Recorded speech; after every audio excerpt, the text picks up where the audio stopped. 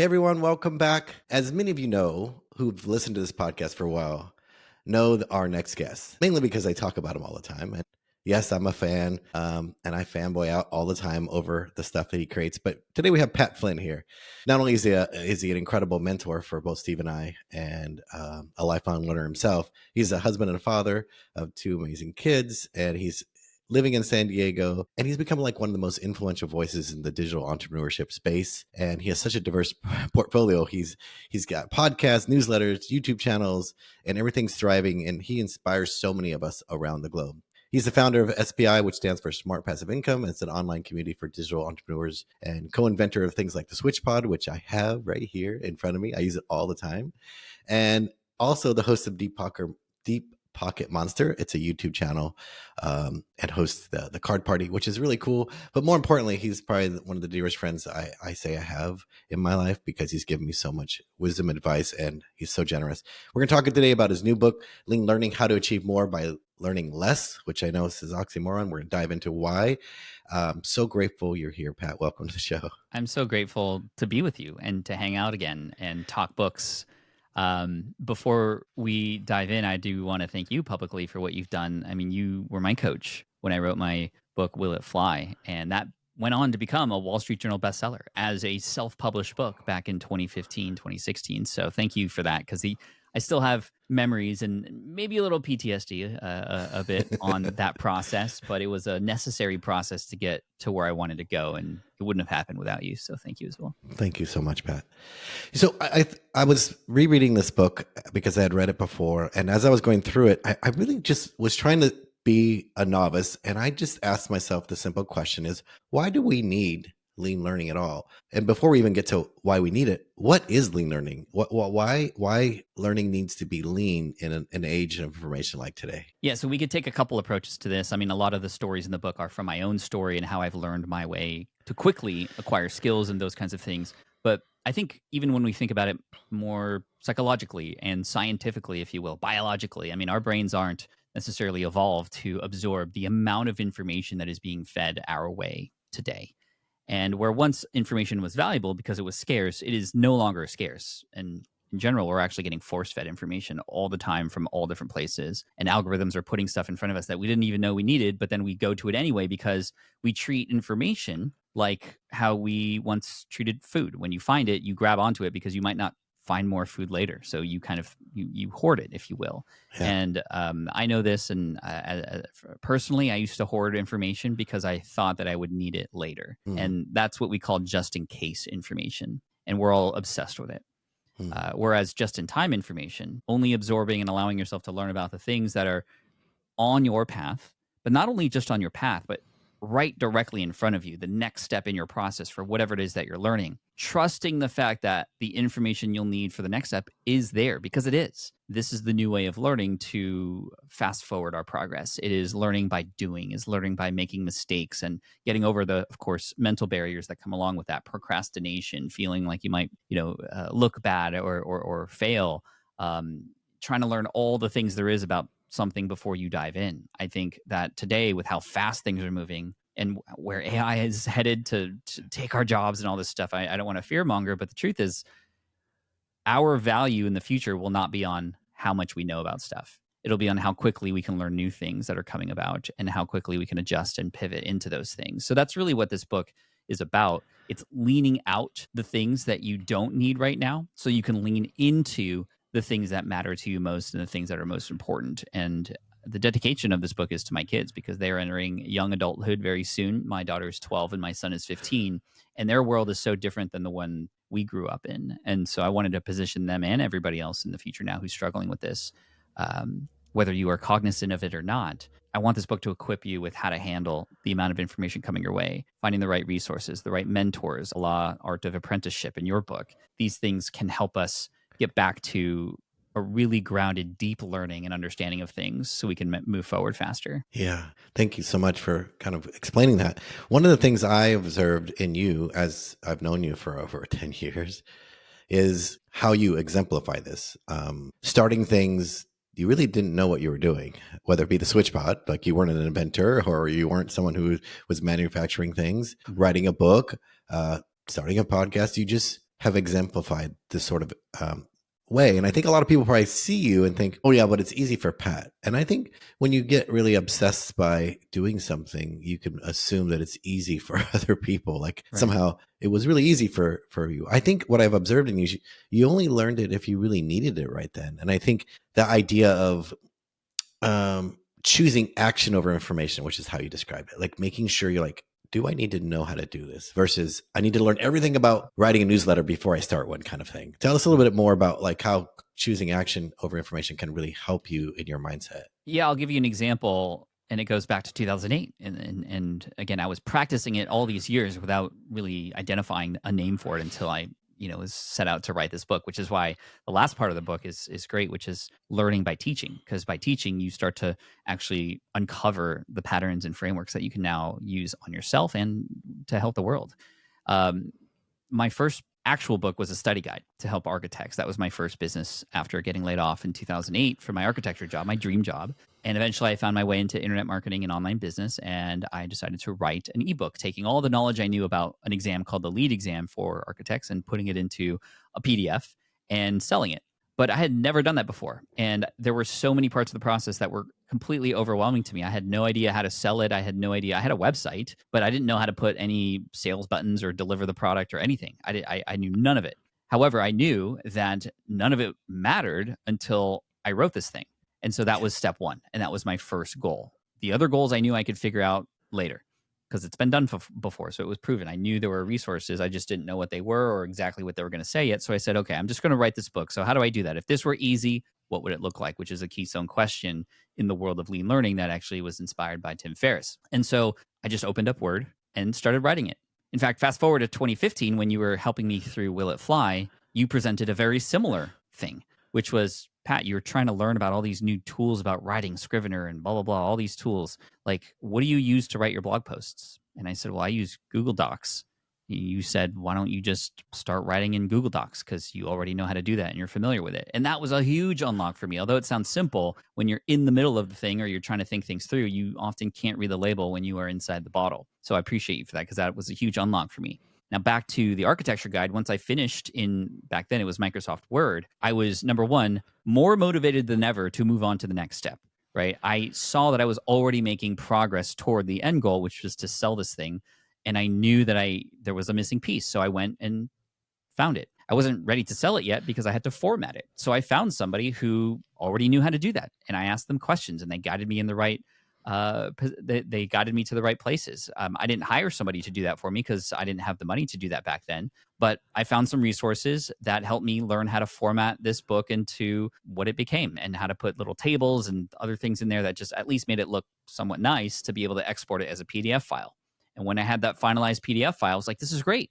I shared it with a couple, ex-coworkers, and they were like, this is fantastic, Pat. Like, you got to sell it. I was like, okay, I don't know how. So I went and asked people who had already done that before. And thankfully, I was a part of a community where everybody was sharing ideas with each other. This is another principle of the book is learn together with others because you can each fill in each other's gaps and together rise. And I found a tool called eJunkie at the time that allowed me to upload my PDF file and get back some code that I could put on my website. And that's exactly what I did. And lo and behold, that changed my life. And it turned into a 5-figure income that later became a 6-figure and then later a 7-figure income, just all from figuring it out as I went. And I promise you, if I had gone through the whole process of designing an entire business plan around it, trying to figure out all the mechanisms and tools required right from the get-go, it would have never happened. It would have never happened. And this was back in 2008 when there wasn't an overload of information. Now it's even harder because which of the 50 AI tools do you use to do these things? Which of the 20 influencers do I learn from? I mean, it's hard to navigate now, but that's an example of lean learning in its process in real time and why action is more important because then, number one, you're gaining momentum, right? An object at rest tends to stay at rest until it starts moving. So get moving, number one. But number two, you learn along the way what works and what doesn't. I eventually found out that there were a number of different kinds of mechanisms to publish my ebook. Like I could have published it in a .mobi format and whatever. And I just said, if this were easy, which way would I do it? Well, it would just be a PDF that I would sell. Okay, nothing else. The .mobi, all these other things don't matter anymore. Let me just stay in this lane and go forward. And I've continued to use that. I use that same strategy when learning how to speak on stage, when, of course, like I said earlier, how to write a book. Now do YouTube and shorts channels and all these other things that, have done very well, but not because, as some people think, I'm just the luckiest person on earth. I'm not.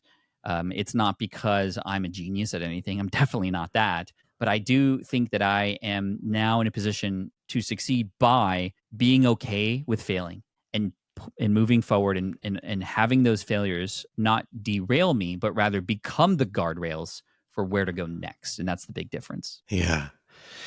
You talk about some of these things in many different ways where you had to apply this learning so that you could take the next step. In the beginning of your entrepreneur journey, it's obvious, like the first step, like selling something.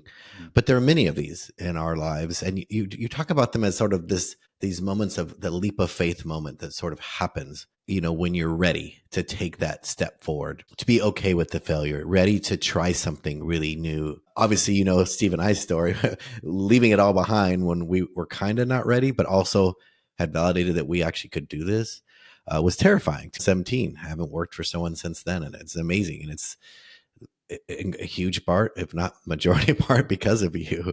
So I just want to thank you personally for that. You've changed my life and Mm. anybody I've been able to help over the years because of that. I know you hear that often, and you should always hear it because Thank you it's as well. true. But what's your next leap of faith moment now? I mean, there's so many things it could be. Yeah, I mean, you don't always have to have a leap of faith moment happening at all times. I think it's a season, and having Mm, seasons of that in your life help you amplify that growth and help you move forward faster. There's a number of different strategies in the book about more sped up skill acquisition, like putting yourself in a position to almost have a high stakes opportunity, right? A voluntary force function, as I call it. And yeah. back in the day, I was involuntarily forced to figure out entrepreneurship. And I guarantee you, if I wasn't kicked out of architecture, I'd still be in there, and I wouldn't have experienced and understood how this world worked in terms of business and being my own boss and the additional happiness and freedom that comes with that. But putting yourself voluntarily doing that, like when I spoke on stage, volunteering to get on stage, knowing that there was going to be a date, time, and place where there was going to be a room full of people, it forced me to show up and learn without hesitation, just learn and go. um, there are so many different examples of that. But that being said, I think what gets us in trouble sometimes is the complacency and just kind of coasting that we do, the automation of life. And sometimes we have to zoom out or even kind of unsubscribe from everything to then resubscribe to the things in life that are worth subscribing to. I mean, how many, as an analogy, look at our inboxes. We're subscribed to how many newsletters and read how many of them? Hardly any. Well, that's like a lot of our lives. We subscribe to uh, posting on social media on all the platforms every day. Okay, cool. But is that just something at this point that you're just unconsciously doing because you said last year you were going to do that? And is it worth continuing to do so? Which is why checking in with yourself every once in a while, doing a self audit or a why focused introspection, as I call it, a Wi-Fi. Because if you don't have Mm. good Wi-Fi, you're lagging, and that's the dad joke that I include in the book. There's several of them, by the way. It's There just are a lot. who I I am. love them. Um, to stop for a moment and just go, are the actions I'm taking now, or is the direction I'm going in alignment with really where I want to go? And these are conversations that you, Steve, and I have sometimes every once in a while with regards to your roadmap and the things you guys are working on. And you hear it from me every once in a while too. And it's important to have some of those outside perspectives from trusted peers and colleagues or mentors to be able to get that guidance and get that help and support when needed. It's definitely something that, I mean, you can't wait for the right time sometimes. Yeah. Remember when we bought our house, it didn't feel like the right time to buy our house. I wasn't sure if we had, long-term enough income to be able to support this with regards to some other things that we wanted to do and get involved with. We weren't sure. The kids were very, very young, and like this was a huge decision, but it was one of the best decisions we made because we were able to settle down, and this home is now appreciated, and we're grateful for that.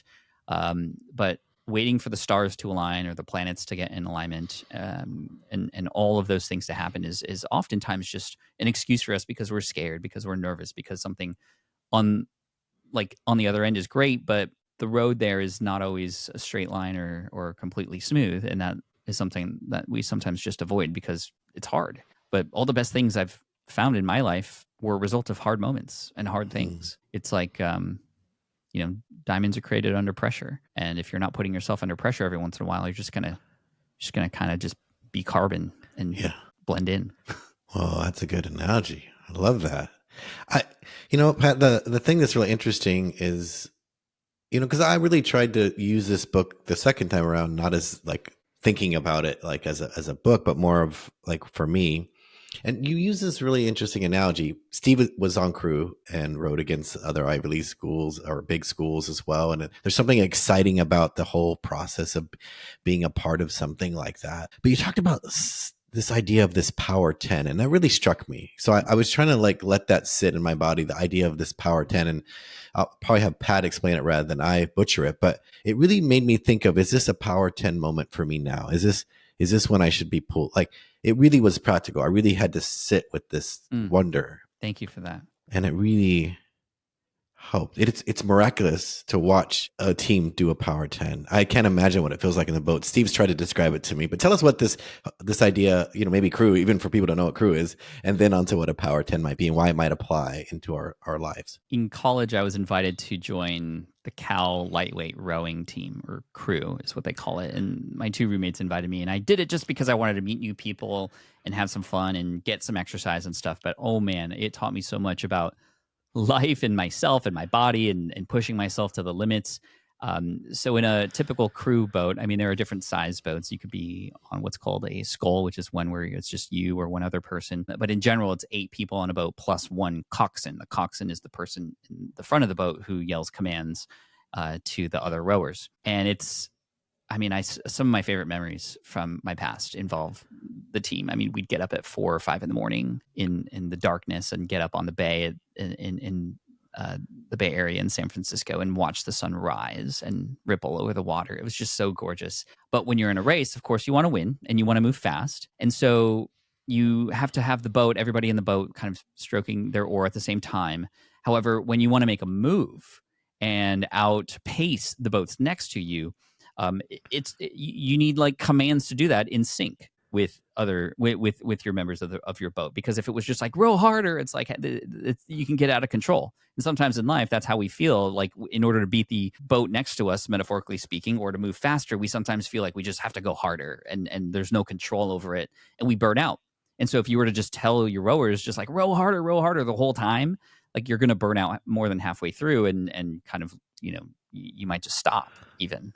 Worst case scenario. But a power 10 is a technique used in rowing where the coxswain will offer the command and he'll prepare the rowers, and he or she might say, all right, guys, power 10 in 3, stroke, 2, stroke, 1, stroke, go. And for 10 strokes, all of the rowers in the boat will give it their all for just 10 strokes. And even though you are physically exhausted, even though you are in the middle of a race, somehow, because it's only 10 strokes, you find a little bit more to give during that time. And if you were to witness a boat performing a power 10, you would see it just fly through the water, completely outpacing all the other boats for a period of time. And then you get ahead and then you get steady again, and you're further ahead at that point. But then the other boats might do that too. And it's a fun psychological race between coxswains and rowers to try to do that. Now imagine like never doing that. Well, then you're just going to coast the whole time, and the other boats are going to outpace you. The opposite extreme is imagine doing like a power 1000. Well, you're going to burn out after 10 or 20. And so limiting that heightened period of time of strength behind your row for 10 strokes is possible. When everybody does it together in sync, it's just magic. I mean, when you're in the boat, it just feels like you've just turned on the afterburners or the nitrous in your car. It's such an amazing feeling. And in life, offering yourself every once in a while a version of your own power 10, it's like a hackathon, right? Imagine a coder or a team of coders performing a hackathon.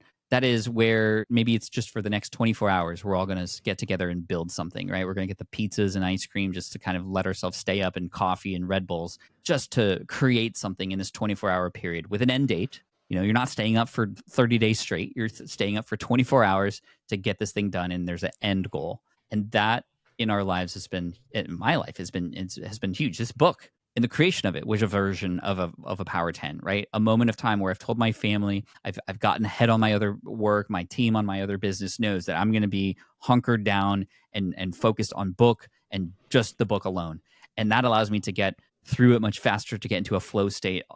Everything is dedicated to that within that period of time. Again, knowing that there was an end date and there was a goal. So I wasn't going to be in it forever, which drove me even harder into it, right? Imagine a Right. podcaster who is been on a amazing run of years every single week. That's amazing. But you start to get into automation mode and you start to just kind of, it feels like the same every time. How might you inject your version of a Power 10? It might be, hey, for, in the month of June, for this week and this week alone, we're going to go daily for 7 days. We're just going to, and it's a lot of work, but it's a period of time. But you have a week, maybe it's marketing week on your podcast, and you say, okay, every day we're going to have a new guest to talk specifically about this aspect of marketing for 7 days straight. So get ready, everybody. You hype it up, you build excitement. It adds more downloads. It adds more call to actions that get in front of more people, which means more subscribers, more people can talk about it. It becomes this moment, this event that you put a little bit more energy into that's going to give you so much back in return. And there are several moments in life where we can do that, where again we're just kind of coasting and it fast forwards your success. So I'm curious, when you read that, like what did that inspire you to think about, or what did it mean about the moment you're in now, and why does that feel like Power 10 to you? Yeah, thanks for asking that. One of the reasons that was in my mind is meeting you was a Power 10 moment, because I was like, wrote that book in 30 days. I didn't have more time. I knew I couldn't keep that up forever. So that launched me into something. Being that committed to something for such a short period of time gave me something new to have as a new grounding point. The reason I mentioned it really significantly for me is I'm making this new pivot towards focusing on screenwriting, taking the stories in fiction and moving towards screenwriting. I studied that in college and I have a lot of context and understand it, but I don't have a lot of practice, right? Mm-hmm. So in order to do that, I think I have to write screenplays in a very short period of time so I can learn quickly and not take 6 years. I see some art like, I'm working on a screenplay for 6 or 7 years. I'm counting summers like maybe that you have. I don't count summers for my kids growing. They're already out of the house. I'm counting. I have 14 summers until I'm 70. So wow, I'm counting summers. And so by the next summer, I want to have a screenplay done, ready, and out the door. Hell yeah, dude. I love that. I absolutely love that. I mean, another example came to mind. This is very relevant to your audience. NaNoWriMo, National Novel Writers Month. Every November, people get together and say, you know what? I'm going to crank out a book just in this month. And when I was thinking about it just now, that's how I wrote Superfans. I wrote that in November, and a little into December, which is why I said it wasn't exactly 30 days. I finished on my birthday in 2018. So I wrote that in November of 2018 / the beginning of or December as well. And then that came out the next summer. And it was a blitz. And it was everyday writing. And I offered some other strategies along with that. Like I was posting how many words I was writing every single day on social. Some days it was up, some days it was down. That was my way of sort of allowing the audience to kind of hold me accountable to finishing this thing. But I got it done. Yeah. And it was a blitz. It was a lot of time and energy. And then it was done. And well, the first draft at least, but so much further ahead than if I was just like, yeah, I'll get to it, or I'll just write a little bit here and there, which then you never get into the deep sort of understandings of the things when you're just kind of lightly touching it, right? You have to dive deep and allow yourself time to do that. Yeah, you have to fail. I read when I studied at Stanford D School, the design school at Stanford, and one of the things they taught us was that in the learning curve or iteration curve, because these are all engineers that are working there, but what I observed was failure should happen a lot more in the beginning than it does in the end. And some of us are failing less now because we think it'll keep us from winning, right? Mm-hmm. I want to make sure it's good. I'm going to make sure it's perfect. So I'm going to take my time. And I think that's could be a fallacy, because we always would chant to the kids, because I worked in a project-based school, fail faster. They all knew that meant, did you fail at something? Did you try it? So we know you failed, because I don't want to see an exhibition that you tried and it failed. I want to see tomorrow that you tried and failed, so we can iterate and get faster. I think sometimes writers think that, even though I believe writing's an art, I think people think that art is a slow, let's take our time. And I don't have any problem with that. But what I observe is most people are using that as a way to hold themselves less accountable, not more. Yeah, correct. And you talk a lot about fear in this book. And as we dive into the writing process, I want to talk a little bit about this idea. I think you call them how to deal with the anti-champions. I heard Chris Gilbo talk about this when I first started learning about this. He and I both call them vampires and zombies. I call them zombies. He calls them vampires. People who suck the life out of you. They're not champions in any way.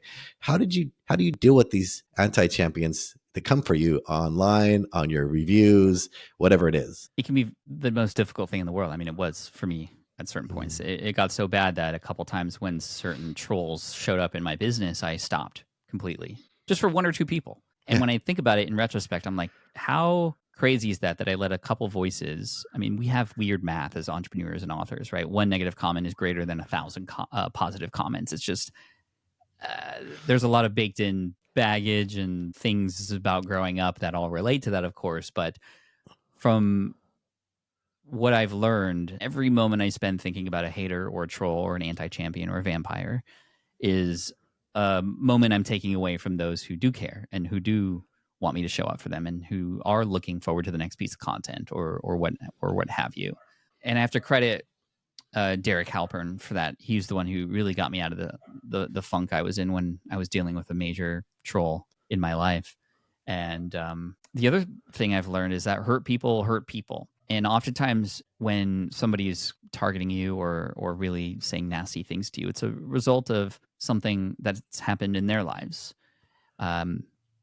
So I've learned to just empathize and almost kind of feel sorry, like genuinely sorry, and feel bad for them. But also understand that, knowing that every moment I think about them, I'm taking away from somebody else, that I can just move forward. And I don't know if you heard the dogs barking in the background. Somebody's at the door, but just let the dogs bark. They're going to bark.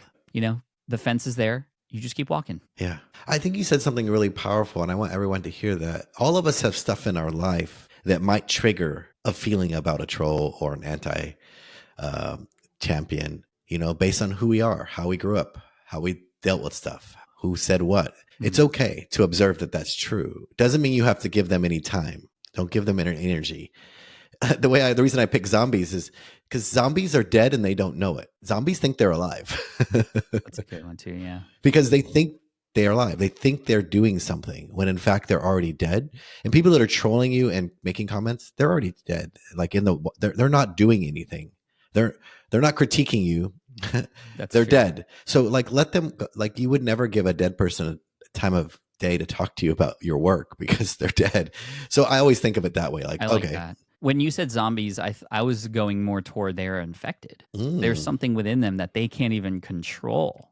Like if you're watching Last of Us, like a cordyceps or something. Yeah. That is controlling their minds. And so I can't get mad at them because it's not even them that's doing the wrong. It's somebody who is infecting them. Yeah, exactly. That's a really great way. And that's why I call them vampires, because vampires just want to suck the life out of you so they can live. So sometimes people are doing that to poison you so they can keep living. They feel some sort of like rush by doing that. And you just got to stay away from them, run away from them. Don't give them any time. Yeah. Well, I want to talk about this writing process because you've written now, this is your fourth book. Fourth book, yeah. First traditionally published book, so I'm sure there's questions about that. And it's definitely been an adventure, I will say.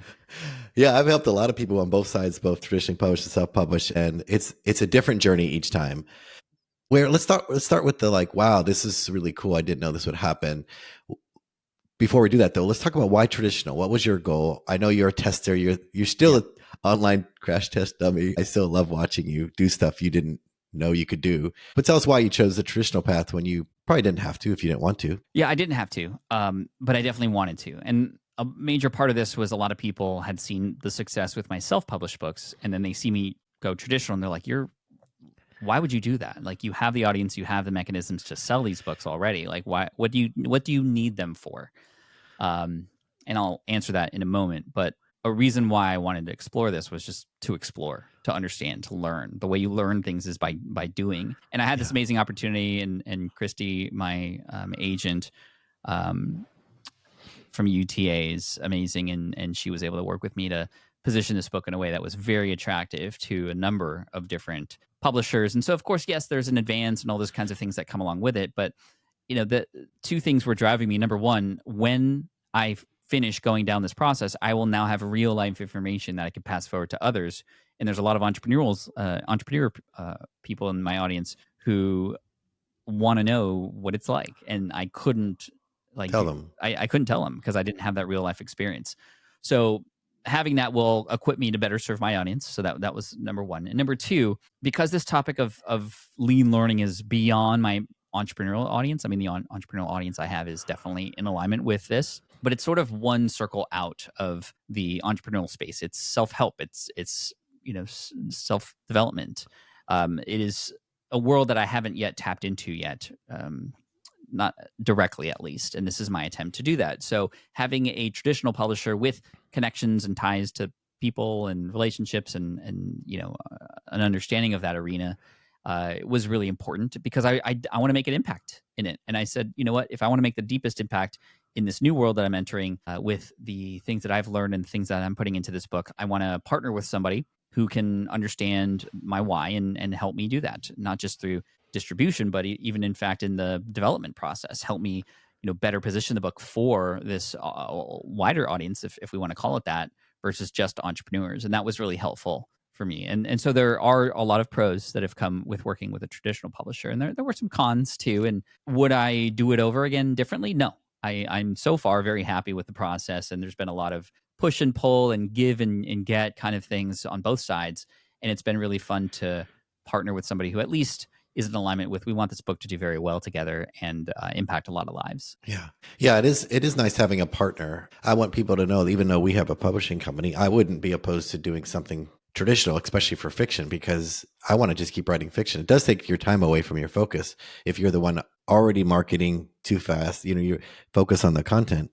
How long was the journey? Let's talk about that, because so people understand it's a different journey. You talked about, you did Superfans, which is an amazing book. I use it too. When I get stuck, I go, I need to get back to Superfans. And then you did it in a month, got it out the next year. What's the journey like for traditionally published? Yeah, it was much slower, number one, much slower. So the proposal was made 2.5 to 3 years ago and was sent out to different publishers, and we locked in a deal, which was great, about 2 years ago.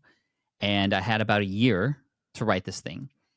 And that was just based on a deadline on when we wanted to sell it and when it was going to go out. And I was like, oh, this is a lot of time. I wrote Superfans in a month. Like, yeah, sure. So that was a little hard for me because they wanted to see progress, where I work best in when like things are due sooner. So I would have written the book much faster if I didn't have the traditional publisher. But there was a working relationship, back and forth development and all this kind of stuff. There was some miscommunication as well, I'm just gonna be honest, and it was I would say on both sides. It was partly my fault and partly their fault. We had a first draft that was sent to them, and I hadn't heard back from them in a while, and I think they were waiting on me for some additional material before reviewing, and I hadn't given it to them, whereas I was waiting for them to give me back stuff to review and incorporate into the next parts that I was working on. And so there was a lot of delay and back and forth and frustration even on both sides. And it got to the point where everything was done. And this was like, second draft of what we had. And they read it and they were like, this isn't, I mean, I'm grateful that they were truthful, but they were just like, Pat, this isn't really up to par. This isn't the book we had expected that this was going to be, which was very hard to hear. Yeah. I got a little defensive. I was like, what are you talking about? Like, you don't know anything about what I'm writing about. Like, this is my story. This is my book. Like, you don't know anything. I didn't say that to them, but that's what I was thinking. And again, I started to sit back and think, okay, what is their goal? How can I create something that is a win on both sides? And where did I fall short here? It basically got to the point where I had 10 days left to turn in a draft that was worthy to them and good enough to move forward with, or else we would just scrap the project. 10 days. So I go to my wife, and her name's April, and I talk to her about what's going on. She's like, okay, well, I know you can do this if you really wanted to. Do you want to do this? And I said, absolutely, 100%. And I really love that grounding question, because it really helped me understand, like, okay, what direction do I want to go from here? And the force function of having just 10 days to write something created some of the best writing that I've ever done. Of course, I communicated with my family, let them know I was going to be hunkered in the office. I told the publishers, I will deliver a new manuscript to you in 10 days. And I spaced it out. I divided the number of days by the number of chapters and all the things I wanted to do, and try to create something. I had some help from a good friend of mine, Jeff Goins, who was working with me to sort of like look at my new first drafts as I was writing the next parts of the book, sort of in a sequential manner. And so shout out to Jeff, and thanks for his help and encouragement along the way. I also asked people in my mastermind group to just randomly send me text messages during this time to just say, keep going, you got this. That's all I needed from them. I needed like random reminders to keep going from people who I trusted and didn't want to let down. And I got it done. And so in a way, this took 2.5 years, but also in a way, I've kind of written this book in 10 days. And I voluntarily put myself in that position to just say yes and do it in that short amount of time. And I mean, again, there's a lot of lessons to be said for, yes, what I've learned leading up to this and communication with the publisher. I've learned a lot just on that front, and we've been way better since then. I mean, it's been an amazing relationship. Simon and Schuster and Stephanie over at Atria over there have been incredible. And again, I wouldn't take back all of this. It's all learning as I'm going, right? Yeah. But I couldn't waste time on mediocre stories to put in this book. I had to go and find the best stories because I was limited in how much time I had to do so. And some of these stories that came out of the book were buried deep in the archives of my brain. Yeah. And this forced them out, and to inject them into the book in the way that I have, and to still make it kind of lighthearted, but also hopefully memorable. I mean, you pulled out the Power 10 story from my rowing days, which was deep back in there. It's been a blessing, absolutely. And I've already done presentations about material that is now in the book, but they were back in the archives of the brain, and just lean learning in action. Again, I'm so grateful for the process. Again, it was hard, but this was a season. This was a Power 10, or literally 10 days actually. Oh my gosh, just making that connection. It's that'll be one of your talks, I'm sure. I think it's incredible. Thank you for sharing that and being willing to put yourself really through that, because you are a learner. That's I think if someone asked me who you were, I think it'd be easy to say entrepreneur, but I think it's a learner. I think entrepreneurs are learners. They are inherently learning. They're learning what works best, how to create systems on the go. A great entrepreneur gets their hands dirty and figures things out, right? It's not the person who spends a whole year developing a business plan, only to realize that as soon as you start building, the business plan's out of whack and the stuff's out of date, right? Yeah. They're builders, but they build as they go because they're learning as they go. They're conscious about their efforts and how one direction leads to the next, even though it might not have been the right direction. Yeah. Right? I think there's a lot to be said there. Yeah. So let's ask the question of whether or not, after all these wonderful lessons and writing multiple books, will you write more? I will write more, 1,000%. It seems to get harder with every book, and I don't know if that's a result of, or if you felt the same thing, higher standards perhaps. There is that element in this particular book with the traditional publisher that adds a level of stress and anxiety, and also just wanting to do well for them, just as friends and partners, as well as, of course, perform well in the market and do well there. And so far it's doing well with the pre-orders and stuff, and we'll see where it goes. I mean, yes, the New York Times is something I'm looking at, and if I hit the list, that'll be amazing, and we're doing everything in our power to set ourselves up for success there. But if it doesn't happen, I also know that this book is still one that always has the opportunity to do that.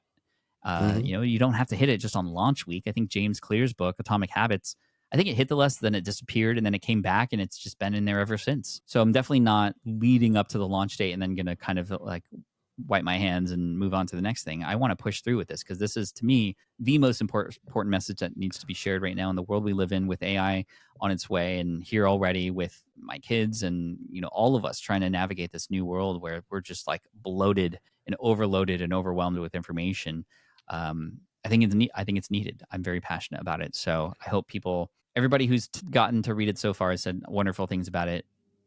Yet despite that, before it launches, because it's May 7th, this thing comes out June 3rd, I still have, literally every day, Azul, I have ups and downs with my emotions about the book. I'll finish an interview like this and I'll feel fantastic and so excited to get it out there. And then, randomly in the afternoon after dinner, I'll just be like, yeah, my book is shit. Like, it's terrible. Nobody's going to love it. And it was a waste of time. And I know that's just the normal demons in my head that come about when important things are about to happen. And I know how to deal with those things, thankfully, and I will continue to move forward.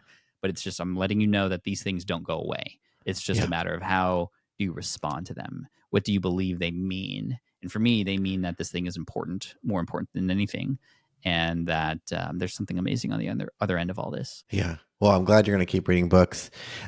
Before we let you go, you have a site called leadlearningbook.com, and you share lots of not just testimonials from people that have read it, but also sort of bonuses, things sort of giving people an opportunity. For those of you who don't know, particularly, you can do it as a self-published author too, but as a traditionally published author, they really want to see movement of sales, pre-sales, in particular, because in the traditional world, BookScan and other services, Edelweiss tell book buyers what's hot now so they can buy for the future. Mm-hmm. So they're looking for pre-sales, but also it helps sales in general. Tell us a little bit about your lean learning book.com site, why you created it and what's there. Yeah, this was designed by Rockbase, which is a company that I've worked with even on SPI. They were great to design this thing, and it looks great. But the function of it is sort of twofold. Obviously, it's a place for people to go to pre-order the book, and there's Books a Millions on there, Barnes and Noble, Target, of course, Amazon is on there as well. But the bonus structures are really key, and this is where the marketing side of me comes into play. And I'm not the first person to do this. Trust me, I've based the types of bonuses here, which each have that sort of like unique names and stuff, on I think a more recent launch of a friend of mine, Noah Kagan, and his book, $1 Million Weekend. There's like a bonus for just buying one book, and that's just to give sort of a reward for the first 3,000 people who purchase and redeem that, and it's just access to a companion course and access to a launch party and just a little bit of access to me. And the more books you get, the more access to me you get, all the way up to 1,000 books, for example. You can come to San Diego and spend a day with me. And that kind of thing. And there's only a limited amount of those, which is cool. So these are just marketing things similar to like Kickstarter. You can get the base product, but here's the base product plus a few other things at a higher level, which again can, yes, help you generate more revenue. But for me, it's about velocity and getting as many of these sales as possible. Learning about the importance of pre-orders as well as what they do with that and how they order books and bulk orders and the pros and cons of that. You can't just like have one person buy 20,000 books and be like, cool, I got the New York Times. They know that happens. But there's strategies for collecting bulk orders and then distributing them across different retailers by collecting names and addresses. But you also do need some bulk orders. You do need to see sort of like a natural, organic way about it. And good disbursement, right? Because if it's all from one spot, it looks a little fishy and people try to game it, right? Mm-hmm. So, trying to do that in the most strategic, smartest way possible without, quote unquote, gaming the system in a way that would get anything flagged is hard.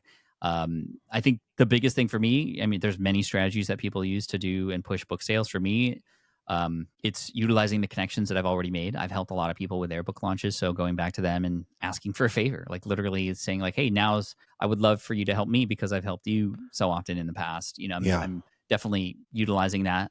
And in addition to that, hopefully writing a book that gets people to talk. And that's why the book is titled what it is, Lean Learning, How to Achieve More by Learning Less. It pauses you for a second. It's not so obvious that you just sort of like, yeah, of course, and I'm going to move forward. But it's also not so extreme that a person goes, oh, that's not possible or that's wrong. They go, wait, learn less to achieve more? Like, I need to explore this a little bit. And so there's a little bit of that marketing in the tagline of the book as well to hopefully get people to stop and think a little bit. And if I can get them to think, I can get them to potentially purchase the book. But if they just kind of pass by it or thumb their way through it and a scroll, then I've lost them already. So that's the purpose of the title and why it's marked the way it is. Yeah, it's great. You can go to learningbook.com and check that out. Also get those bonuses. There's some really amazing ones in there, as well as anywhere else you'd like them to go, Pat, to besides online, wherever books are sold, to get Lean Learning. Yeah, those are the places. Amazon, of course, or wherever, Target, Barnes, whatever is most convenient for you. But leanlearningbook.com, you could check out the bonuses if you get it on pre-order. So thank you again for allowing me to talk about the process of the book. This is like anybody who asks me, Pat, can you tell me more about the process? I'm going to direct them here for sure, because this is the first time so far in the book tour that I've, the podcast book tour, if you will, that I've really spoken deeply about it. And I think it's definitely going to be useful for authors out there. So hopefully it was useful for those of you listening. And Azul, thank you again for your support. It's incredible. And to have your support for this many years, it's just like, I appreciate you so much as a friend. I appreciate you and Steve so much. Thank you. Thank you, Pat. And of course, we appreciate you. We've always honored to have you here on the show. It'll be almost 8 years in October. Which That's is crazy. I don't know how that's possible. But I was the one holding out for you to start selling a course. And it was one of the reasons during our work on Will It Fly, I do peek in that early manuscript before Will It Fly. I go, yeah, that was never going to be the book. But Will It Fly really inspired you to start teaching people and me to become a podcaster, because I was waiting for somebody I trusted to guide me through the process. So thank you for continually being a creator who thinks about us on the other end. And I love you and I appreciate you I so love you much. too, man. Thank you as well. Appreciate Yeah, you and the support for the book. absolutely.